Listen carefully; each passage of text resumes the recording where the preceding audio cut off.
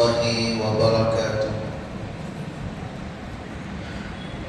نحمده ونصلي على رسوله الكريم، أما بعد، فأعوذ بالله من الشيطان الرجيم. بسم الله الرحمن الرحيم. ياسين والقرآن الحكيم.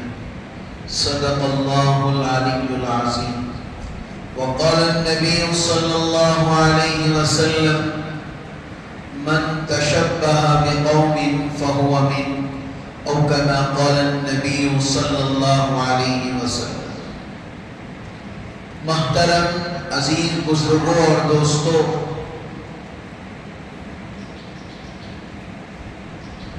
آج آپ حضرات کے سامنے سورہ یاسین کی فضیلت اور سورہ یاسین کے اندر جو ایک مشہور و معروف واقعہ ہے وہ بیان کیا جائے گا، اور سورہ واقعہ پڑھنے سے اللہ کیا کیا انعامات دیتے ہیں اور اس میں کیا فائدے ہیں وہ بتایا جائے گا.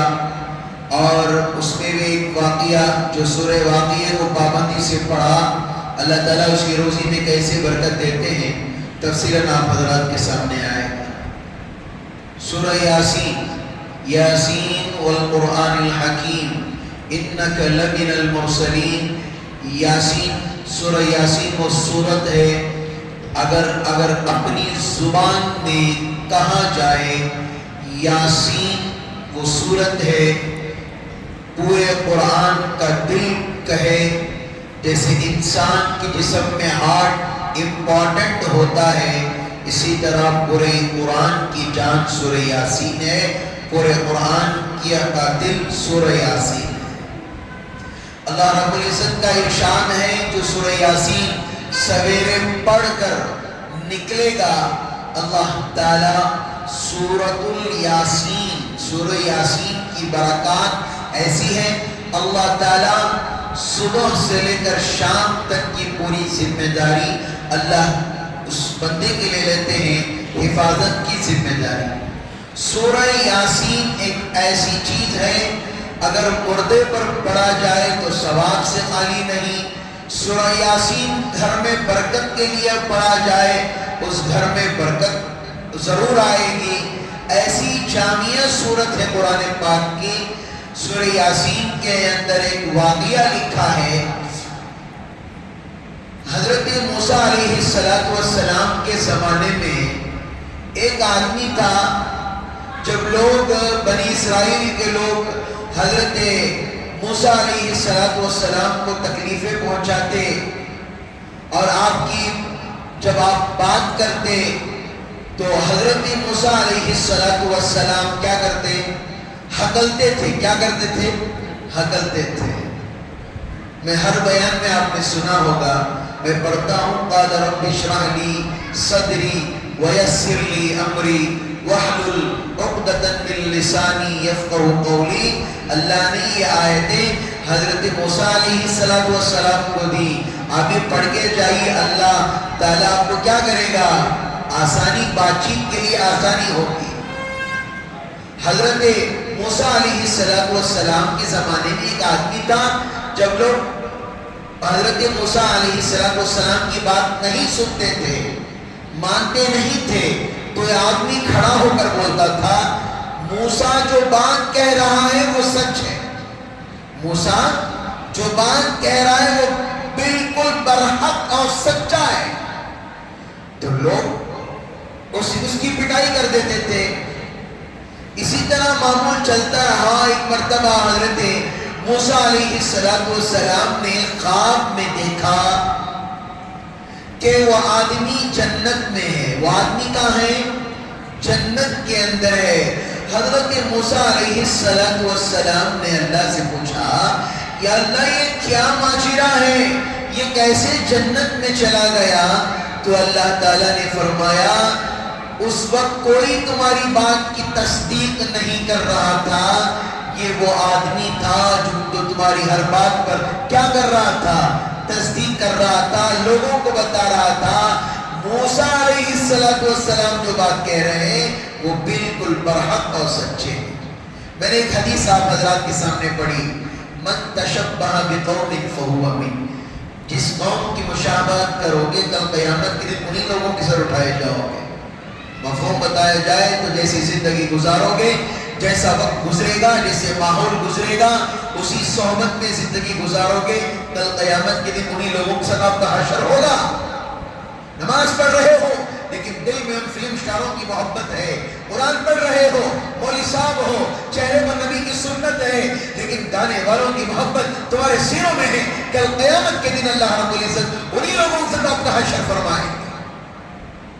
حضرت موسیٰ علیہ السلام کے دور میں ایک اور آدمی تھا جو حضرت موسیٰ علیہ السلام کی نقل و حرکت کیا کرتا تھا.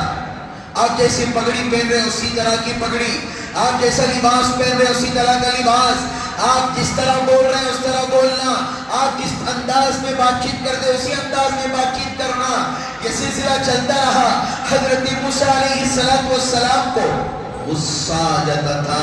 یہ بار بار میں جو کہہ رہا ہوں یہ میری بات کو کیوں دہرا رہا ہے، یہ میری طرح ایکشن کیوں کر رہا ہے، یہ میری طرح کیوں بات چیت کر رہا ہے. ایک وقت آیا حضرت موسیٰ علیہ السلام نے دیکھا کہ وہ آدمی بھی جنت میں ہے.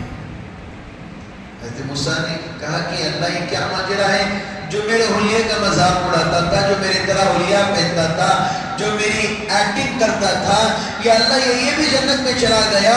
اللہ کا یہ فرمان، اللہ نے کہا اے موسیٰ جو تیری طرح نقل و حرکت کرے، جو تیری بات کو اپنی زبان سے دہرائے، جو تیری طرح لباس پہنے، جو تیری طرح امامہ پہنے، جو تیری طرح بول چال کرے، اسی کے بدلے میں اللہ تعالیٰ اس نے جنت دے دیے جو نبی کی نقل و حرکت کی ہے. آج پینٹ پہن رہے ہیں، آج لباس پہنا جا رہا ہے، آج مختلف گانوں کو سنا جا رہا ہے.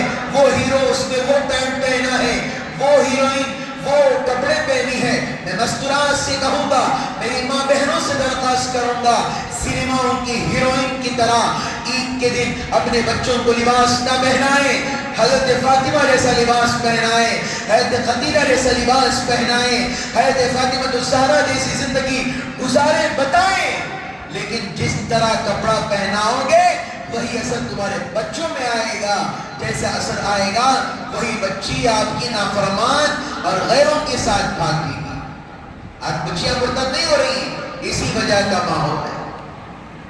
سورۃ الواقعہ کیا ہے؟ یہ سورت پڑھنے سے ہمیں کیا فائدہ ملے گا؟ میں اس لیے ان سورتوں کو سامنے بتا رہا ہوں تاکہ اب یہ حضرت ابراہیم علیہ السلام کے واقعات ہیں، حضرت اسحاق علیہ السلام، حضرت یعقوب علیہ السلام، حضرت اسماعیل علیہ، یہ واقعات لمبے ہوتے ہیں. اگر پورا رمضان بھی اسی میں گزر جائے گا. اسی لیے میں آپ کو سنا رہا ہوں، جو کوئی مغرب کی نماز کے بعد سورۃ الواقعہ پڑھے گا اللہ تعالیٰ اسے کبھی بھوکا نہیں رکھے. جو کوئی مغرب کی نماز کے بعد سورہ واقعہ پڑھے گا اللہ اس کی زندگی میں کبھی مانگنے کی حالت نہیں لے کر آئیں گے. یہ وعدہ ہے اللہ کی طرف سے. ایک بڑا بادشاہ گزرا، اس نے اپنی رعایا کے لیے، اپنے بچوں کے لیے خوب پیسہ خرچ کیا، خوب دولتیں، خوب شہرتیں، ہر چیز میسر تھی اس کے لیے. عید کا وقت آیا، بچوں نے کہا، وزیر تھا، عید کا وقت آیا، وہ کہا کہ ابا جان بادشاہ کے بچے اچھے اچھے کپڑے پہن رہے ہیں، ہمارے پاس کچھ نہیں ہے. ابا نے کہا بیٹا صبر کرنا، ایک وقت آئے گا انشاءاللہ ثم انشاءاللہ اللہ آپ کو نوازیں گے.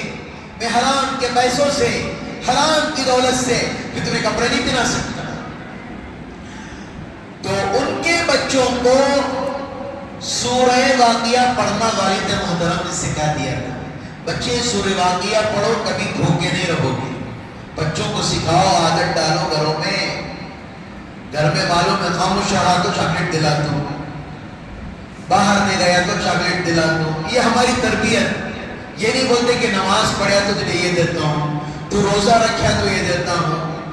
اگر اسکول میں ایک پروجیکٹ دے دیا جائے بچوں کو صبح سے لے کر عصر تک بھوکا رہنا، اس پروجیکٹ کی کامیابی کے لیے ماں باپ رکھ دیتے ہیں، لیکن ایک روزہ رکھنے کے لیے نہیں. چھوٹا بچہ نا بھوک لگ جاتی نا، بچے کے امیونٹی سسٹم کو تو ٹھنڈا لو. اس کی کیا طاقت ہے، کب تک بھوکا رہ سکتا ہے۔ ارے صحابیات کی زندگی دیکھو، چھوٹے چھوٹے بچوں کو جب سحری میں دودھ پلاتی تھی، دن بھر ان کو کھلاتی تھی، لیکن دودھ نہیں پلاتی تھی، کہتی تھی دودھ آپ نے سحری میں پی لیا ہے، پھر افطاری میں دودھ ملے گا۔ یہ ماؤں کا جذبہ تھا۔ ایک وقت آیا کہ رعایا والوں نے دیکھا، شہر والوں نے دیکھا کہ جو بادشاہ کے بچے تھے روڈوں پر بیٹھ کر کیا مانگ رہے تھے؟ بھیک مانگ رہے تھے۔ یہ جو وزیر کے بچے تھے، اللہ تعالیٰ نے اتنی دولت سے نوازا، وہ تختوں پر بیٹھے ہوئے تھے۔ یہ سورۃ الواقعہ کی برکت ہے، جو کوئی پڑھے گا اللہ تعالیٰ کسی کا محتاج، کسی کا تنگدست نہیں بنائے گا۔ اللہ رب العزت سے دعا ہے اللہ تعالیٰ مجھے اور آپ کو ان کہی ہوئی باتوں پر اللہ عمل کی توفیق عطا فرمائے۔ انشاءاللہ کل حضرت ابراہیم علیہ السلام کا قصہ، ان کی زندگی کا قصہ، ان کی پیدائش کا قصہ ضرور آپ حضرات سنیں گے۔ ان کی اللہ کی طرف سے کیا کیا معجزات، ان کی والدہ نے ان کو کیسے تربیت کی، انشاءاللہ سنیں گے۔ اللہ تعالیٰ تمام کو رمضان کی قدر اور اس کی اہمیت سمجھنے کے اللہ میں توفیق عطا فرمائے۔ لیکن الحمدللہ